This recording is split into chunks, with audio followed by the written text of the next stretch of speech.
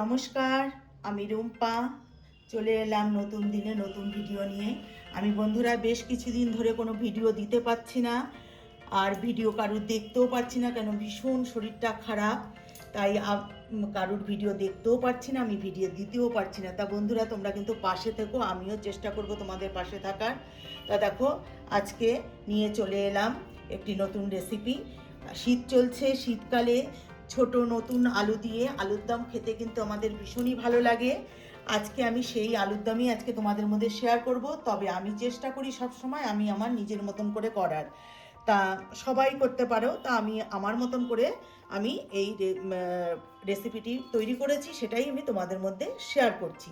তা চলো দেরি না করে শুরু করা যাক। ভিডিওটি প্রথম থেকে শেষ পর্যন্ত দেখার অনুরোধ রইল। তাহলে চলো চলে যাই গ্যাসের কাছে। চলে এলাম গ্যাসের কাছে। আমি গ্যাস ধরিয়ে কড়াই বসিয়ে দিয়েছি।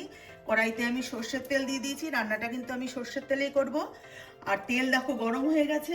আমি সবার প্রথমে আলু ভেজে নেব।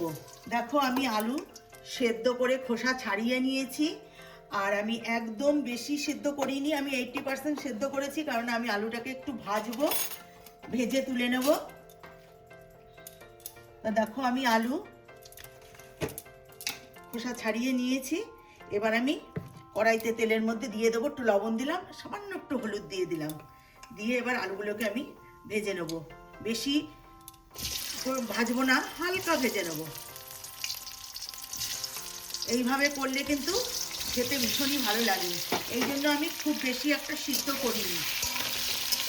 এবার আলুগুলোকে হালকা ভেজে তুলে নেব। দেখো আলুটা আমি হালকা ভেজে তুলে নিয়েছি। আর ওই তেলের মধ্যে আরেকটু তেল দিয়ে দিয়েছি। এবার আমি দিয়ে দেবো ফোড়ন। ফোড়নে দেব গোটা জিরে।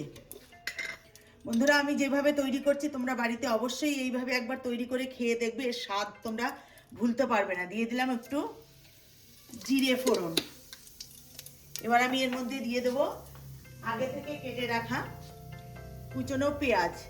এখানে আমি দুটো ছোট ছোট পেঁয়াজকে আমি এইভাবে কুচিয়ে কেটে নিয়েছি। এবার পেঁয়াজটা একটু হালকা ভেজে নেব। শীতকালে এই নতুন আলু দিয়ে এই আলুর দম খেতে ভীষণই ভালো লাগে, কিন্তু এটা রুটি, পরোটা, গরম গরম লুচির সঙ্গে দারুণ লাগে খেতে। গরম ভাতেও খেতে পারো, দারুণই লাগে খেতে। দেখো পেঁয়াজটাকে কিন্তু বেশি ভাজা যাবে না, এই জন্য গ্যাসের ফ্লেমটাকে একদম লোতে রেখেছি। রেখে এবার আমি এর মধ্যে দিয়ে দেবো রসুন থেতো করে রেখেছি, আর কিছুটা পেঁয়াজ বেটে রেখেছিলাম, সেটাই দিয়ে দিচ্ছি। এখানে থেতো করে রসুনটা দিলেই কিন্তু খেতে ভীষণ ভালো লাগবে। এখানে রসুনের পেস্ট করে দিলে কিন্তু ভালো লাগবে না। একটু রসুনটা একটু আধা ভাঙা থাকবে। এবার আমি এর মধ্যে দিয়ে দেবো সামান্য একটু আদা জিরে বাটা। আদা জিরে বাটাটা কিন্তু একদমই সামান্য, এখানে 1 চামচের মতো দিয়ে দিলাম আদা জিরে বাটা। আর আমি আদা জিরে বাটা দেবো না। এবার মশলাটাকে ভালো করে একটু কষিয়ে নেবো। এরপরে আমি এর মধ্যে বাদবাকি মশলা আমি অ্যাড করব। দেখো আদা জিরে পেঁয়াজ রসুনটা হালকা ভাজা হয়ে গেছে। এবার আমি এর মধ্যে কিছু মশলা অ্যাড করব। প্রথমে দিয়ে দেবো হলুদ গুঁড়ো, পরিমাণ মতো দিয়ে দিচ্ছি হলুদ গুঁড়ো। এটা কিন্তু একদম ঝোল হবে না, গামাখা গামাখা হবে। এবার দেব এর মধ্যে ধনে গুঁড়ো,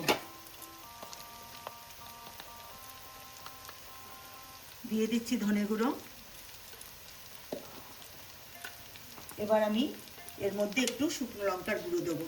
ঝালটা তোমরা তোমাদের পছন্দ মতো দেবে। আর দিয়ে দেবো স্বাদ মতো লবণ দেবো।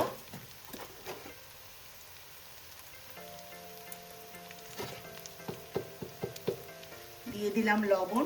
আর দেব 4টে চেরা কাঁচা লঙ্কা দিয়ে দিচ্ছি। এবার আমি এর মধ্যে টমেটোটাও দেবো কেটে রাখা।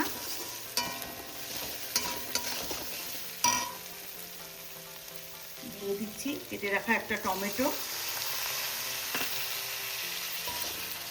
এইভাবে বন্ধুরা তোমাদের কাছে অনুরোধ রইলে একবার বানিয়ে দেখো। আমি সব সময় নিজের মতন করে একটু করার চেষ্টা করি, যাতে স্বাদটা কিন্তু আরও দ্বিগুণ বেড়ে যায়।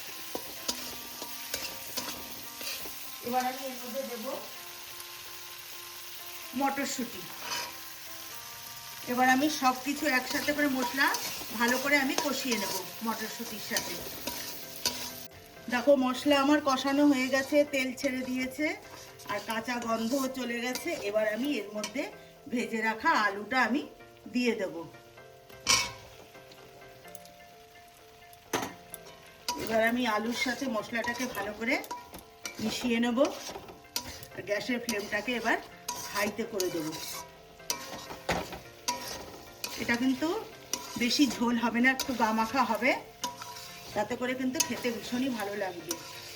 এটা কিন্তু তোমরা সকালে ব্রেকফাস্টে যদি একবার এইভাবে বানিয়ে গরম গরম লুচি বা পরোটার সাথে খাও, বারবার খেতে মন চাইবে এইভাবে বানিয়ে খেলে। বাড়িতে গেস্ট এলে তাদেরকেও বানিয়ে দিতে পারো। এবার আমি এর মধ্যে একটু দিয়ে দেবো, সামান্য জল দেবো, বেশি দেবো না। জলটা আমি আগে থেকে ফুটিয়ে রেখেছিলাম, সেই জলটাই আমি দিয়ে দিচ্ছি।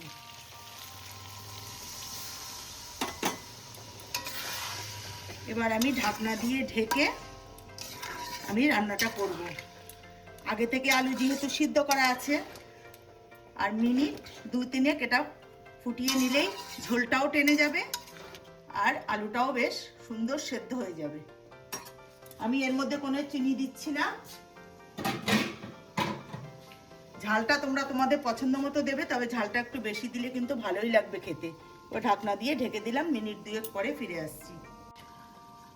ঢাকনাটা তুলে নিচ্ছি। দেখো যতটা জল দিয়েছিলাম তার কিন্তু অনেকটাই টেনে গেছে। এইটুকুনি আমি এই যে বলেছিলাম যে গা মাখা করবো, দেখো সেই রকমই হয়ে গেছে, জল টেনে গেছে।